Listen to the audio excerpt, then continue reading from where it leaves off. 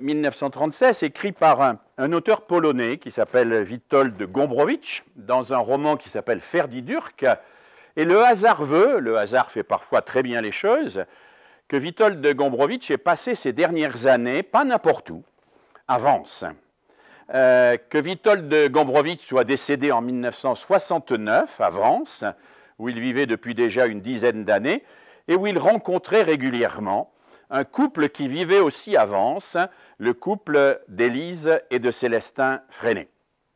Witold Gombrowicz avait écrit bien longtemps avant ce roman, Ferdydurk, qui est un roman dans lequel il raconte comment un adulte est en quelque sorte infantilisé par une espèce de retour à l'école qu'il vit évidemment très mal, puisque c'est un retour non pas à l'enfance, mais à l'infantile, dans ce que ça peut avoir de plus humiliant pour un adulte qui ne se sent pas respecté dans sa personnalité.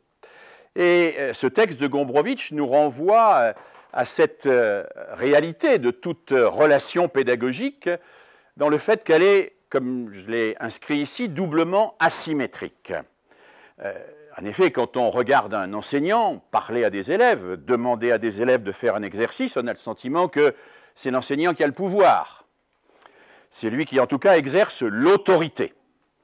Mais quand on regarde d'un tout petit peu plus près, on se demande qui a vraiment le pouvoir. Souvenez-vous de Prévert, de ce cancre qui, tout d'un coup, s'échappe parce qu'il voit quelque chose passer par la fenêtre, un oiseau.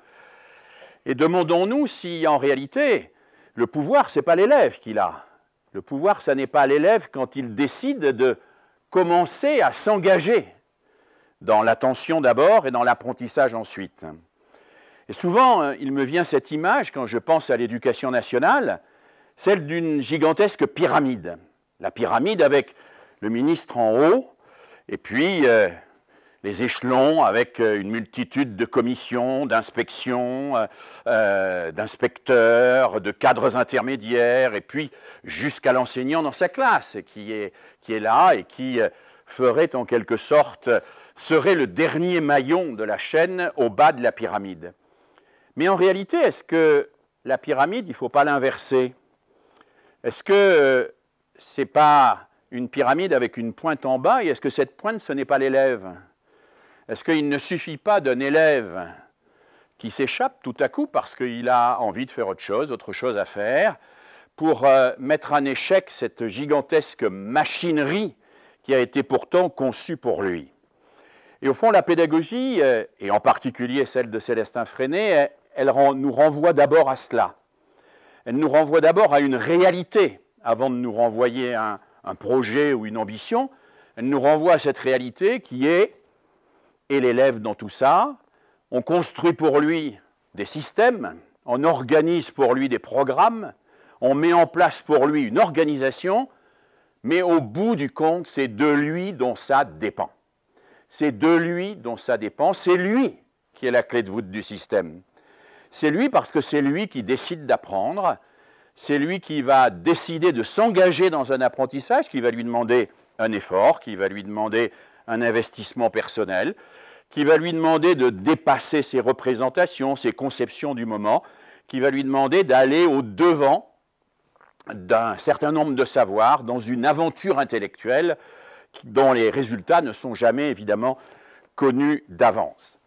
Alors à cet égard, on pourrait dire, oui, mais c'est peut-être un phénomène très nouveau, cela.